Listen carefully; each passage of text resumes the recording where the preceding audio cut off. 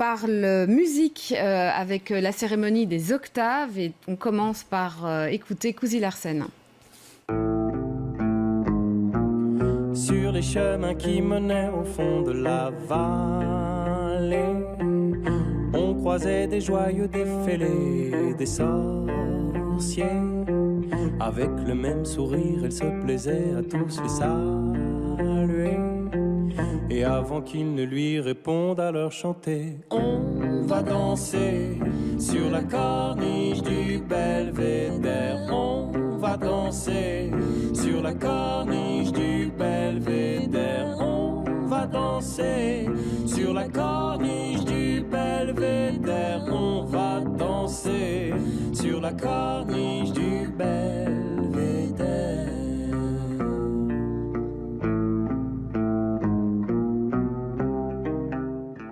Sur la corniche, tout nouveau single de Cousy Larsen et qui est d'ailleurs issu, Cousy Larsen, de l'album qui a gagné le prix de l'octave de la chanson française. C'est juste, hein ? Tout à fait. Voilà, 2 lauréats des octaves sur ce plateau, Cousy Larsen et Florian Noack. Bonsoir, on vous écoutera vous dans un instant, dans un style, vous le verrez, assez différent.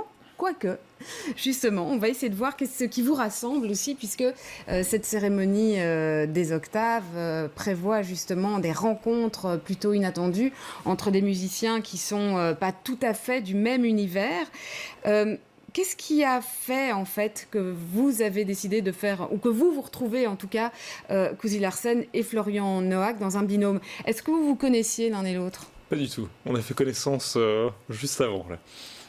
Ce soir, juste avant de venir vous rencontrer, et on va répéter pour la première fois demain, mais on a toute confiance en ce qu'on va vous proposer lundi. Et en fait, Nicolas Stevens, donc, qui coordonne la musique de l'événement lundi, qui s'est dit un piano, un oud électrique. Moi, je vous dis oud électrique. Oui, puisque donc on peut préciser quand même que votre instrument à vous, Cousy Larsen, c'est le oud électrique ou acoustique, en l'occurrence électrique. Ouais. Et vous, Florian Noack, c'est le piano classique. Tout à fait. Ouais. Tout à fait.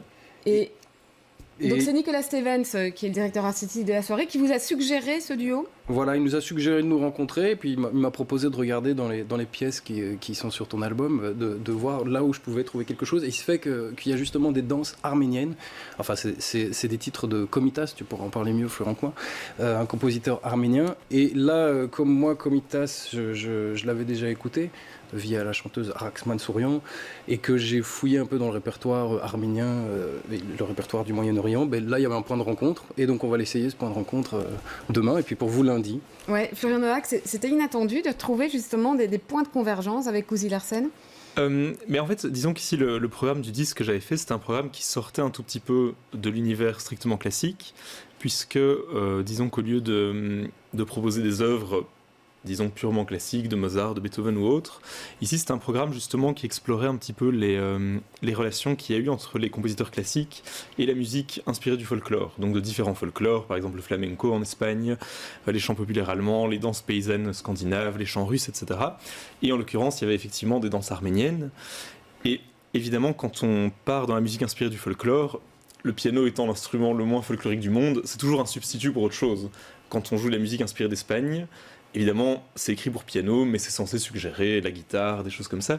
Et donc ici, je pense que c'est finalement un duo qui, à mon avis, aura pas mal de sens, puisque le piano, en fait, est un instrument de substitution qui est censé en évoquer d'autres. Et donc, je pense que ça collera assez bien, justement, sur ces danses arméniennes. Allez, on va tout de suite vous écouter aussi, Florian Noack, pas dans de la musique arménienne, folklorique arménienne, dans autre chose, et puis on en parlera après.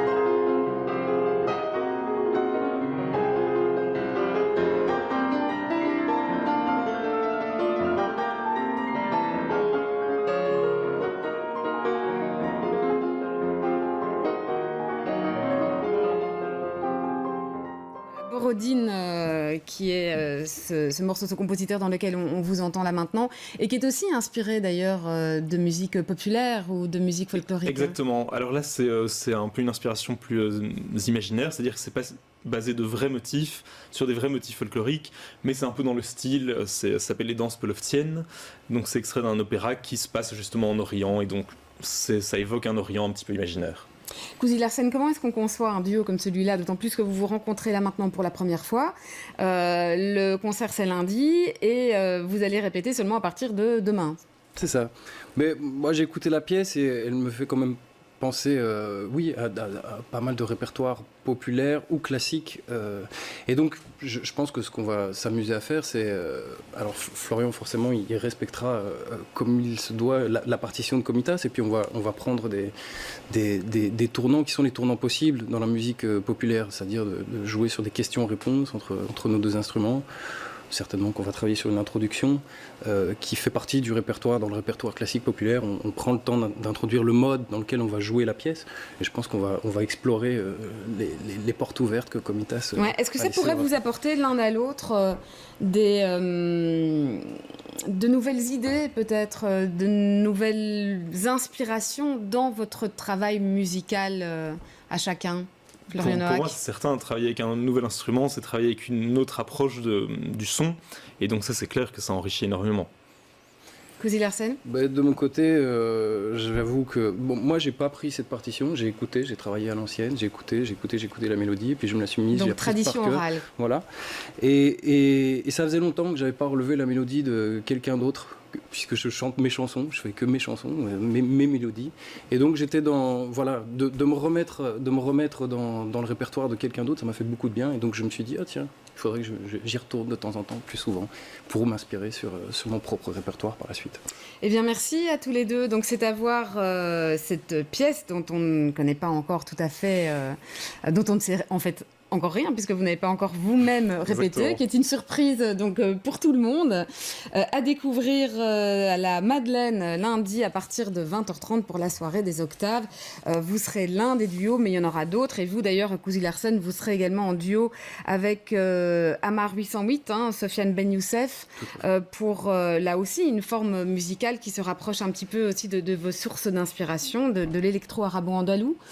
On aura aussi Laure Ducommun et Antoine Pierre, Jean-Louis Ressin-Faust, Jean-Philippe Collard, Neven, Zoé Macpherson et Benoît Mernier, et beaucoup d'autres. Tout ça à la salle de la Madeleine lundi, et en direct sur BX1 dès 20h30. Merci à tous les deux d'être passés par ici. C'est la fin de cette émission.